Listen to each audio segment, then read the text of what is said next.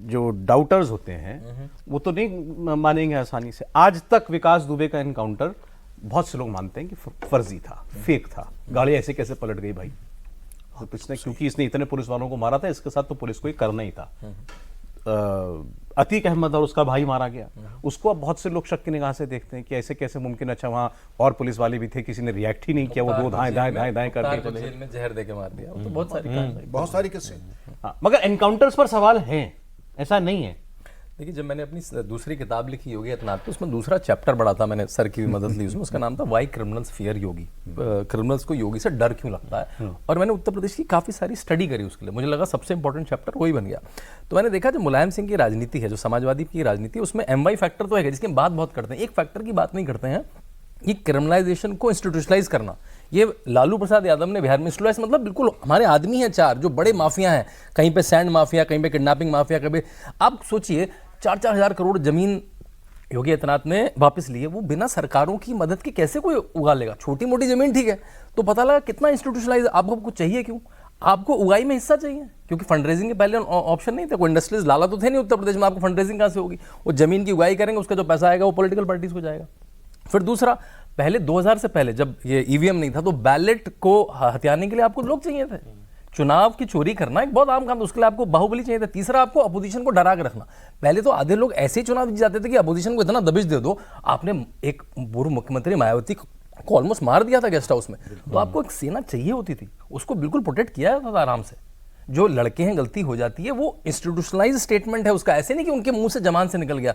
तो लड़के हैं गलती हो जाती है से लेकर माफिया को मिट्टी में मिला दूंगा, यूपी के लिए टेक्टोनिक शिफ्ट है। अभी हम यहाँ बैठे हैं, थोड़ी दूर पहले प्रधानमंत्री नोएडा आए थे, आपको पता होगा। सुबह सेमीकंडक्टर की बहुत बड़ी कॉन्फ्रेंस उत्तर प्रदेश में हो रही है। ऐसा हम सोच नहीं सकते थे। उत्तर प्रदेश केवल नंबर 1 होता था, मिर्जापुर बन जाएगा हमारे नाम पे, वो इस तरह के बन जाएंगे केवल।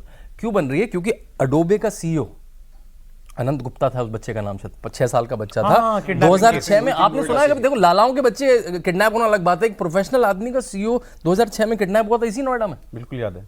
और उसकी फिरौती बाद में पता लगा, क्योंकि केस इतना बड़ा है तो बोला अरे किडनैपर ने गलत आदमी पकड़ लिया, फिर वो शायद मामला मुलायम तक गया, तो छूट के आ गया। तो वहां से लेकर सेमिकॉन इंडिया नोएडा होना आसान नहीं है। तो वो तो बचाएंगे, वो कहेंगे कि भाई इन्होंने एनकाउंटर कर दिया। लोगों ने तो विजय दुबे में ब्राह्मण ढूंढ लिया था।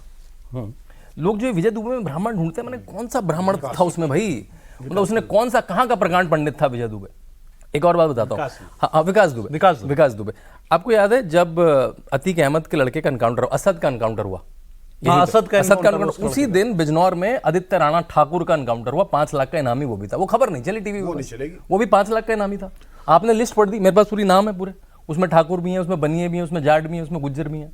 एक बार बल्कि आपको याद है, न्यूयॉर्क में 2 साल पहले एक फ्लोट चला, जो 26 जनवरी को फ्लोट चलते हैं, उसमें बाबा का बुलडोजर लिख के चल गया। वहां की सारी मुस्लिम ऑर्गेनाइजेशन ने, वो जो गुजराती समाज जिन्होंने किया था, उस पर पूरा नोटिस जारी कर दिया कि ये तो हेट सिंबल है। तो मैंने भी एक आर्टिकल लिखा जो न्यूयॉर्क के एक पेपर में छपा कि वो हेट सिंबल नहीं है भाई। जितने भी गए हैं उसमें 30% मुसलमान है। हाँ, ये मुस्लिम समाज को चेतना चाहिए कि जब उनकी पॉपुलेशन 18-20% है तो वो 30% क्रिमिनल क्यों भेज रहा है, उनको सोचना चाहिए। वो न्यूयॉर्क से लेकर लंदन तक है कि वो अपनी आबादी के दोगुने तिगने क्रिमिनल। वैसे ये भी इंटरेस्टिंग है डेटा के हिसाब से, आंकड़ों के हिसाब से, कि किस मुख्यमंत्री के कार्यकाल में सबसे ज्यादा एनकाउंटर हुए, एनकाउंटर डेथ्स हुई। तो आप इसमें आप देखें, पीछे से चलता हूं, मुलायम सिंह यादव जी की सरकार 4 साल, उनका तो कार्यकाल भी पूरा नहीं हुआ था। मुलायम सिंह जी के कार्यकाल में 499 अपराधियों की एनकाउंटर में मौत हुई।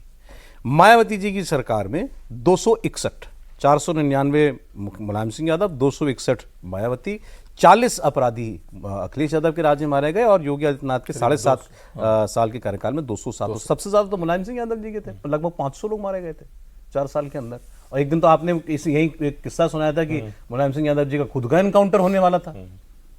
2 किस्से और सुनाता हूं। पहले एक बात और बता दूं, कोई ऐसा स्टेट बताइए देश में जहां ऑपरेशन प्रोसिक्यूशन चल रहा हो, कन्विक्शन चल रहा हो।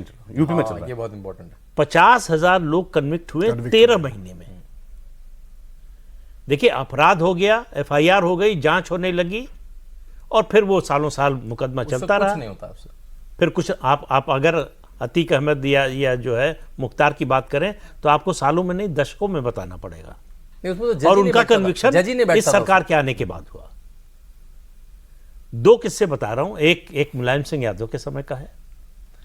कानपुर के एक व्यापारी ने बहुत महंगी गाड़ी खरीदी, अच्छा।